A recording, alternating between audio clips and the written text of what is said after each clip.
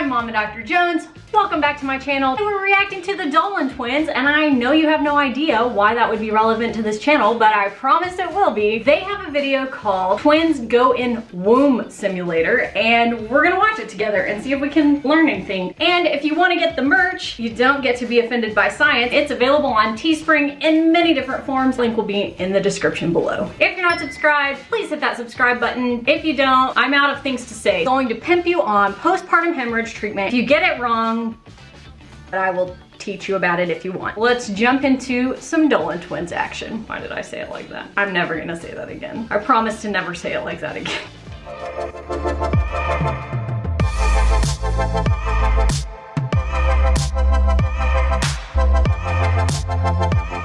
We have so many questions. Anyway, guys, we're going back to the womb. That's right, Mom. Get ready. We're hopping back in. Oh, poor Mom. Guys, something about us when we were in the womb, we were fucking huge. Normally, twins are like 4 and 5 pounds. I was 8.5 pounds and Ethan was 7.5. We were 16 pounds in my mom's tummy for like 9 months. He's always been a little thicker than me. We're going back. I don't know what their gestational age was. Regardless, even at full term, twins are generally a little bit smaller than that. So yeah, he's right. They were big twins. The average birth weight of twins is around 2,300 grams, like 5 pounds, and the average birth weight of a singleton is around 3,300 grams, like 7 pounds, or maybe a little more than 7 pounds. The reason that average weight is so much lower is because about 60% of twins are delivered less than 37 weeks or premature. Having carried a set of twins myself, I can't imagine having that much baby and placenta and fluid inside of me. That's insane. God bless their mother. We were identical, so this means that there was only one of us at first,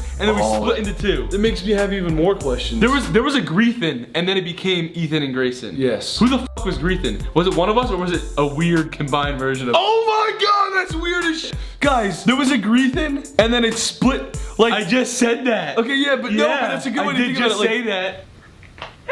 They are identical twins, which means they started out as a single zygote, which they are calling Grethan. Dizygotic twins are fraternal, monozygotic twins are identical, and it's all based on 1 egg, 1 sperm, or 2 eggs, 2 sperm. So you have Grethan the zygote, which is in the first few days after fertilization, 1 egg, 1 sperm, get together, make a Grethan. As Grethan moves through the fallopian tube and into the uterus, it split into 2. Grayson and Ethan, the individual zygotes who started out as Grethan, the 1 zygote. The timing of that split happening in an identical twin is how you decide how much they share in the womb. The longer the zygote progresses as a single zygote before it splits into 2 zygotes, the more high risk the pregnancy becomes based on the type of twins. Really early, they don't share anything except their genetics. A little bit longer, they share a placenta, but they each have their own little house, the amniotic sac.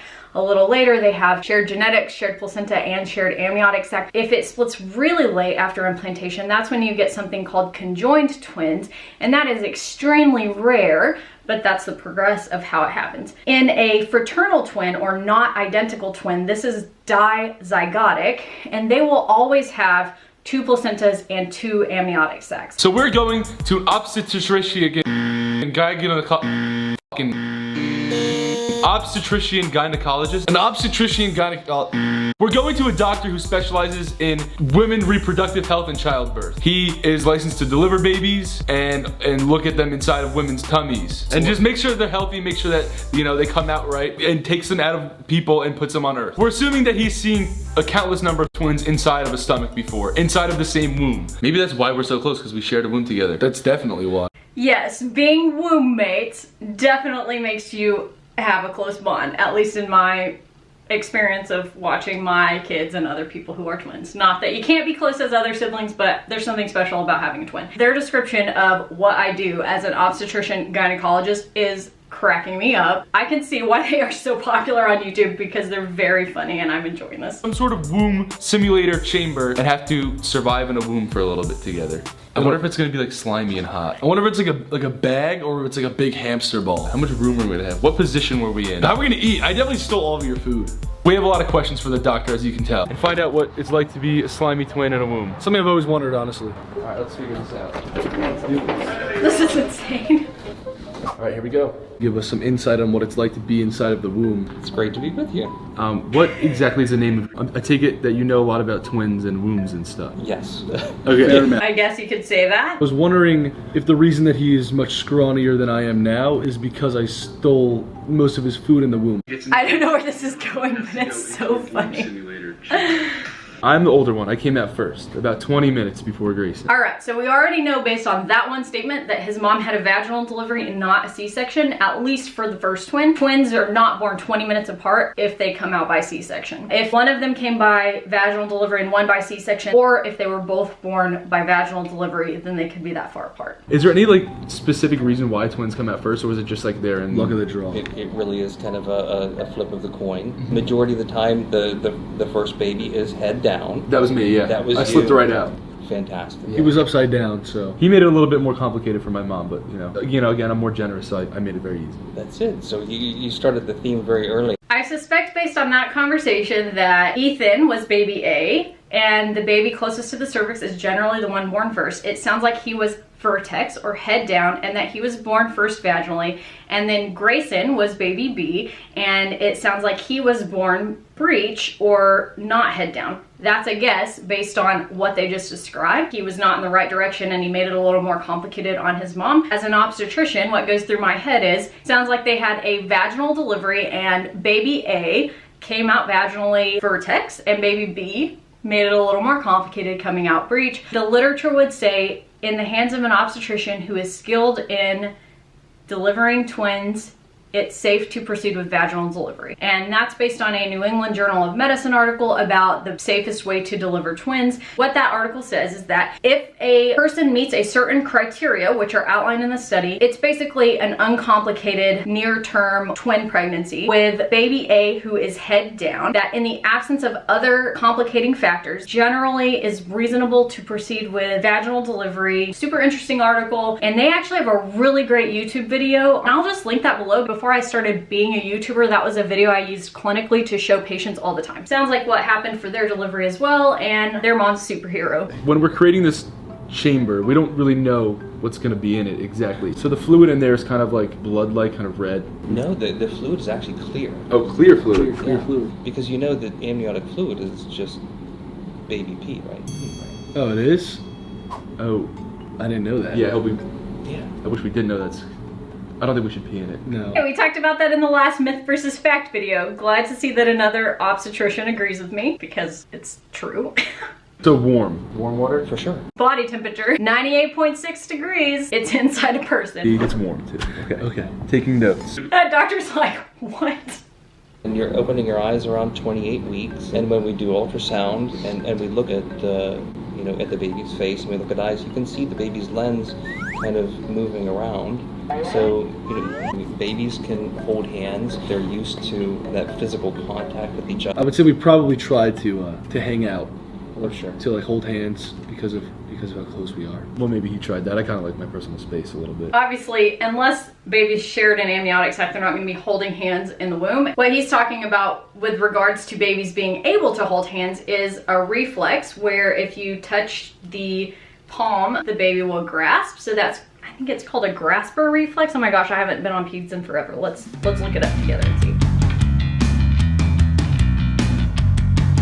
So grasping reflex, where you touch the palm of the hand and the neonate will close its hand, is established by 32 weeks of age, so gestational age of 32 weeks, and is present until the baby is 3 months, and that means you have that reflex where you touch the hand and grasp whatever's in it until about 3 months of age, and it does start in utero. Obviously, you couldn't hold hands if there was a separating membrane like he's describing, but I do sometimes see babies who come out and they've got to hold up their umbilical cord. I've had babies who grasp onto the clamp or your hand or whatever they have around. So if it touches that palm, they'll grab it, and it's super cute when it happens, but it is a reflex. Part of the neurological development of babies. So okay. Grayson was like a little goop, like a little slime guy.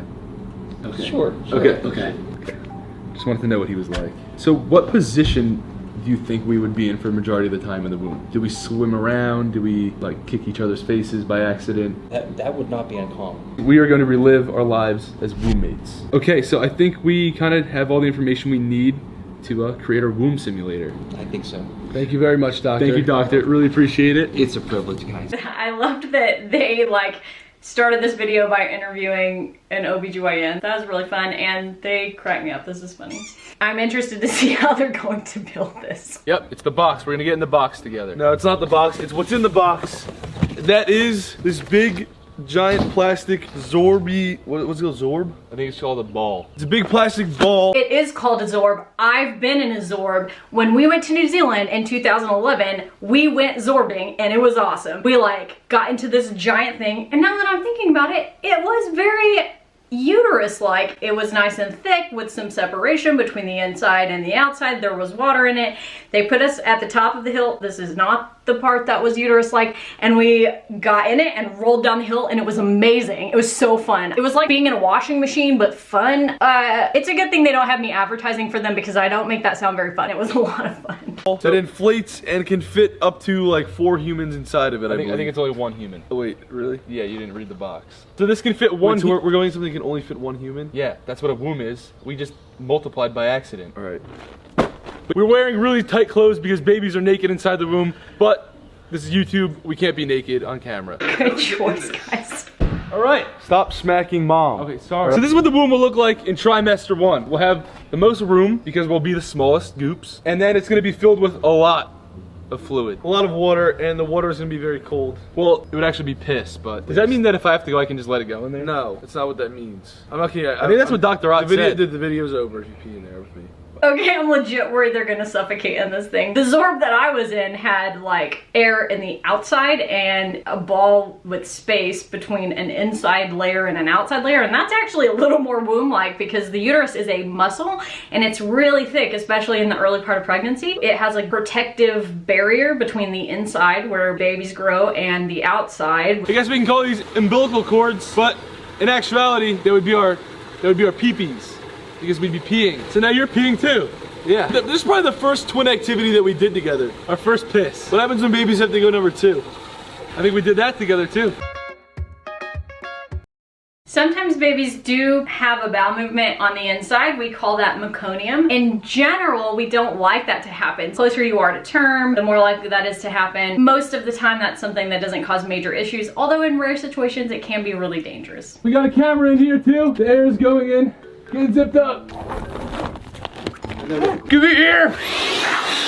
I'm really concerned about their ability to breathe in there. I'm bathing baby pee.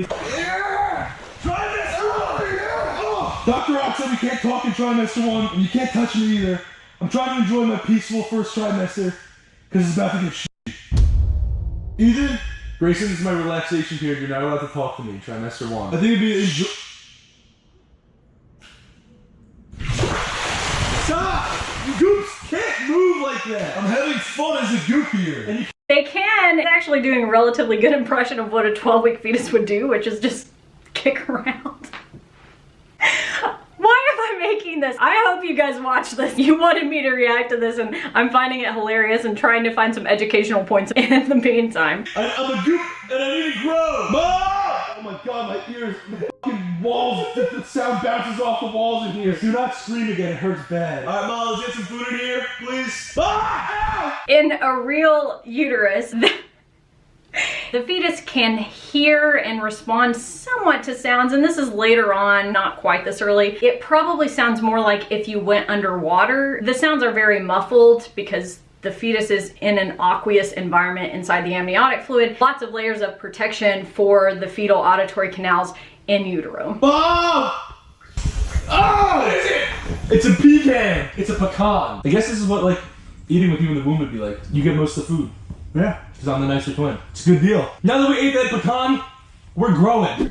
Nutrition in utero comes through the umbilical cord from the placenta. Mom supplies nutrition to the fetus via her bloodstream, which goes to the placenta and then filters through to the umbilical cord. And I know this is a joke. I'm just trying to find points to like touch on so that we can learn something here. But if baby A was getting 80% of the nutrition and blood flow and baby B was getting 20%, that can happen actually in babies who share a placenta. That would be something called twin-twin transfusion syndrome. It can be extremely dangerous depending on the severity. That's something that you can, in certain circumstances, treat with fetal surgery. I've written a blog about that, and I'll try to link that below as well. When our bonding started, Grayson, this is probably also where my claustrophobia started. We really don't have a lot of room this trimester, as you can see. Just for twins' sake, I think for trimester 2, we should have to hold hands. The whole trimester?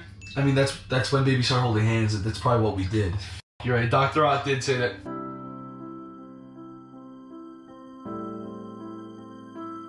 Very advanced twins, obviously, because we just learned about a minute ago in this video that the grasper reflex actually comes at 32 weeks. I'm the more mature one in here, so I'll wait till I get out to eat. Oh, you do get out first. I get out first. Oh no. 35 minutes we've been in this womb, guys. I don't know how I did it for 9 months. 9 fucking months? How? I have no idea. Can we stop holding hands? Been in that ball of water for 35 minutes. No wonder they have millions and millions of subscribers in this video. It's 8 million views. They are way more dedicated than me. Sorry guys. I will never sit in a blow up ball of water for 35 minutes to make a YouTube video for you. I'm not that dedicated. We just finished trimester 2. Thank f***. But you know what not thank f*** for? Trimester 3. I haven't watched all of this, but please tell me they reenact the delivery. There's no room in this thing anymore. I can feel myself getting bigger. Or my food baby at least. Can babies get food babies? Eat the whole bucket so we can get out, please. I want to get birth. I'm trying. You're spilling food all over the womb. I'm trying. Ew. I think mom is pushing. Oh, mom's pushing. It's my time. Hello world. Judging by this, one baby is vertex, which is head first, although now he's coming out with his hands first, which I feel like I've said this in every video where we've talked about birth. Few ways that I would never want a baby to come out, and hands first is high on that list. It just doesn't always work out super great. Again, you always do this in the comments. I know it is comedic. I'm just trying to find learning points throughout it so that it makes a video interesting and you leave here entertained and a little bit more educated. All right, Grayson, you have to stay in there for 20 more minutes. I was born 20 minutes before Grayson. Yeah, but that wasn't even my fault. I came out head first. Grayson was about to come out feet first and he wouldn't flip. So they had to do a C-section on him. Yeah. No, you have to wait 20. Just got some insider information that I guessed wrong earlier. So baby A came out head down and baby B was coming out feet first, and for whatever reason, although you can sometimes safely deliver a second twin feet first, it sounds like they were not able to do that and she ended up having a C-section. So a small percentage of twin deliveries will start out with a planned vaginal delivery and end up with a C-section for the second baby. Now his mom is even more of a superhero to me. It's gonna be a magic moment. Been too long, just get me out! As you guys can see, I have no room in this thing. He looks really uncomfortable. I want them to cut it open instead of using the zipper because I feel like that would be way more realistic for how a C-section happens. I will make my way towards the special hole that is going to exit me from the womb and enter me into real life. Oh my god. There he is! This is not chill. There he is! Ah! I've never been so Happy to be out of a placenta in my entire life. Then maybe besides one more time in my life. My beloved. That was a uterus. There was no placenta in there. If you could share a womb with someone without eating them in there, you guys have a special bond. I think so too. And I'm appreciative of that bond that we have together, Grace. As a twin mom, I might have just melted a little bit. It's superhuman when you're a little baby because you can breathe underwater, but that's crazy. Why don't we think about that enough? But yeah, we weren't, so that was kind of scary. You don't actually breathe in utero. The oxygen supply of the baby is through the umbilical cord. However, the breathing that a fetus does on the inside is important. They use the muscles in their diaphragm and between their ribs to develop that breathing motion and to help their lungs develop. And breathing the fluid in is super important for a baby's lung development. So somewhere between about 17 and 22 weeks is the primary time of fetal lung development. And if there's no fluid in that time frame, the fetal lungs won't develop at all. That fluid and the act of breathing, which is actually just taking in fluid to expand the lungs, is super important. And if there is none, a problem called pulmonary hypoplasia happens where the fetal lungs don't develop. At the time of delivery, there won't be any ability to expand the lungs for air to come into the lungs for the baby to breathe. That is a super important time in gestation to have fluid around to help the lungs develop. I find that really interesting, that the way our lungs develop through taking in fluid to expand them would be totally detrimental to them at this point once we're Earthside. If we took in a bunch of fluid, we would drown. So yes, it is really interesting and it's really cool to think about. I definitely agree, Dolan Twins. Thumbs up for womb. It was really, yeah, for womb and for my mom. For our mom, please. So if you don't thumbs up it, it's kind of rude because it's for my mom. That was super fun. I love reacting to videos that I feel like we can learn something from, and this was an excellent suggestion. The Dolan Twins are super entertaining, and I will now subscribe to their channel. If you like this video, please give it a thumbs up for the Dolan Twins mom, because she's a superhero. There were a few comments on the last video that said things like, "You're so annoying!" And I thought, if only nobody had forced you to watch this video. And then I remembered nobody did. So please, if you think I'm annoying, don't subscribe or watch the videos. I know that's mind-blowing, but nobody is gonna make you do that. You might leave informed when you thought you were being entertained. Be kind to yourself, to each other, to me. In the comments, be kind, and I will see you next time.